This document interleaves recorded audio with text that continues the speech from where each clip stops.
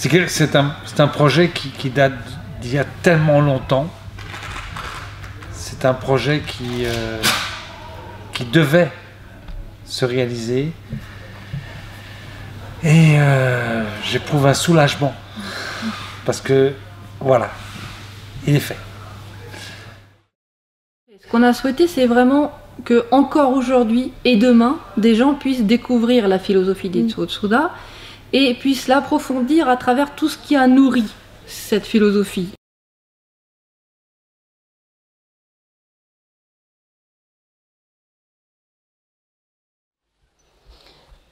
Alors, bienvenue au Dojo Tenshin, merci d'être venus si nombreux. C'est aujourd'hui pour nous un moment assez particulier, un peu historique, car il s'agit de la publication du livre Itsuo Tsuda, calligraphie de printemps.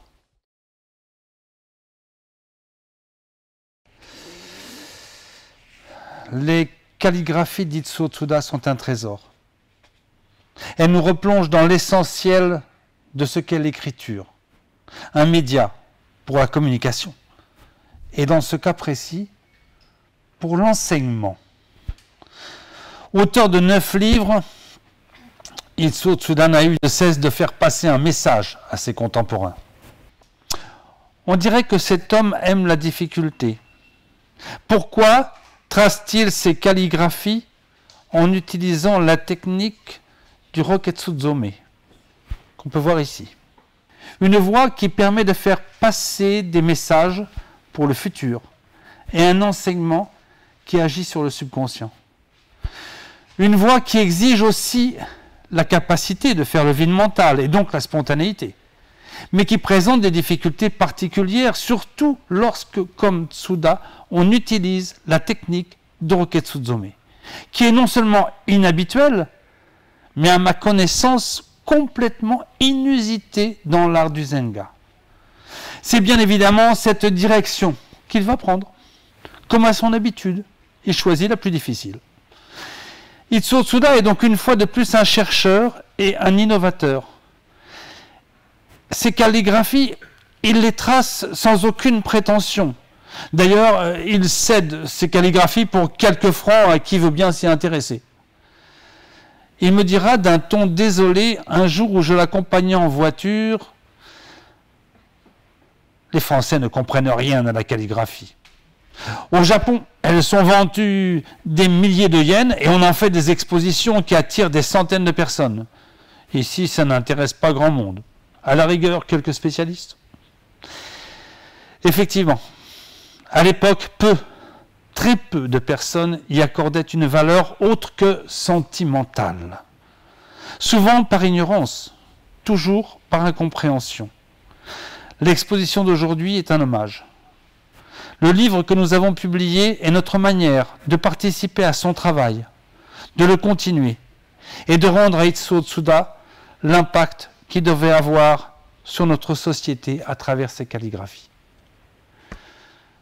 Je vous remercie d'être venus et voilà. Nous vous invitons tous à venir boire un petit vin avec nous ou un jus de fruits.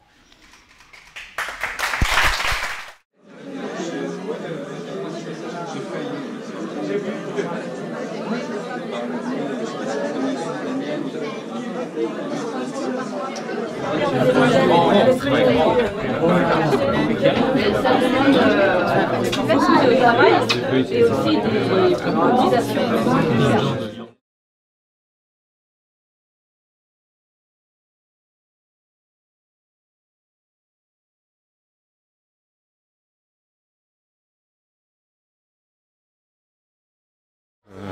Très émouvant pour moi, cette exposition.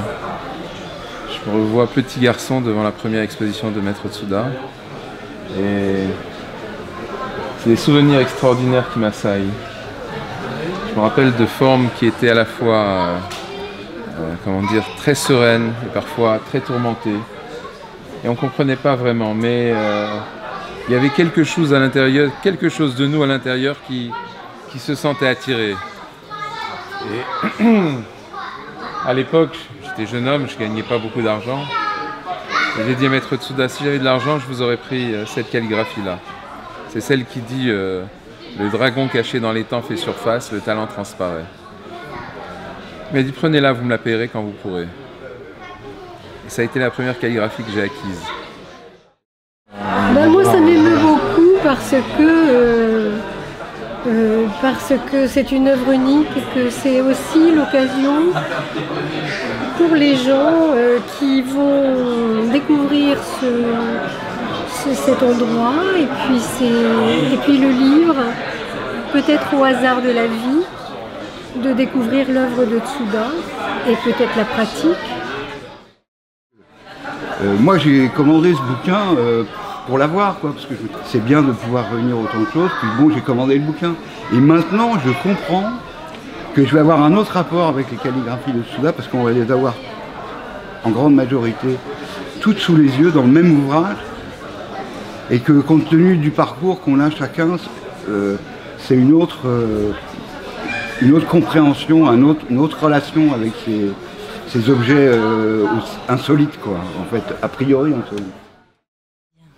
Tout ce qui se rapporte à l'œuvre de M. Tsuda m'intéresse et j'avais envie de venir pour être dans l'ambiance de ça, je vais dire ça. Après, c'est presque plus l'état d'esprit auquel ça se réfère que les calligraphies en elles-mêmes qui me touchent, si je peux dire ça comme ça. Voilà. Moi je trouve ça très fort en tous les cas et bravo à tous ceux qui ont participé et fait les recherches et retrouvé chacune des calligraphies. Même si ce n'est pas des originaux comme tu dis, on sent la vibration. Ce qui est très important, c'est de les avoir réunies. Le fait qu'elles soient ensemble dans un bouquin, pour moi c'est capital parce que les parties séparées n'ont pas du tout le même sens qu'elles prennent quand on met tout ensemble et qu'on peut observer en plus je dirais la suite et les rapports qu'elles entretiennent entre elles. Moi je trouve ça génial. Ça me fait une émotion extraordinaire normalement. Et c'est un homme, je disais tout à l'heure une amie, il me dit mais Monsieur Tsuda, qu'est-ce qu'il représentait pour toi, qu'est-ce qu'il représente aujourd'hui? Je lui dis écoute, pour moi j'imagine que j'ai rencontré quelqu'un de l'importance de Socrate ou d'Homère ou de personnes totalement libres parce qu'ils sont tellement intégrés ce qu'ils pouvaient savoir de l'univers, que c'est ça le fondement de la liberté. C'est-à-dire qu'on n'obéit pas à un dogme. Et donc être chez M. Tsuda, c'était apprendre la liberté, pas d'une manière intellectuelle, mais la vivre. J'ignorais totalement qu'il avait fait un tel legs. C'est invraisemblable. J'ai découvert ça en lisant sur Internet ce que vous faisiez. Et j'étais surpris, et encore plus surpris lorsque j'ai reçu l'invitation. Là, j'ai pas hésité, et je viens. Parce que là, voir ce que Itsuo Tsuda a laissé, je suis surpris, pour répondre à votre question. Je m'y attendais pas du tout. Et encore plus surpris de savoir qu'un livre est sorti. Ouais. Alors là, c'est extraordinaire. Il a laissé surpris, parce que les années ont passé. Mais en fin de compte, de sa part, je ne suis pas surpris du tout. Itsuo Tsuda, quand on le connaissait bien, c'était déjà un homme surprenant. Oui, je pense que c'est un travail qui sera intéressant pour le futur. Enfin, l'avenir nous le dira. Mais malgré tout, il y avait cette volonté de restituer aux êtres humains, en général, à ceux qui viendront plus tard, de restituer une œuvre philosophique complète. Il y avait les livres de Itsuo Tsuda, qu'il a lui-même écrit en français, et aujourd'hui, il y a ce livre qui, en réunissant ces calligraphies, donne la possibilité que le futur le découvre lui aussi.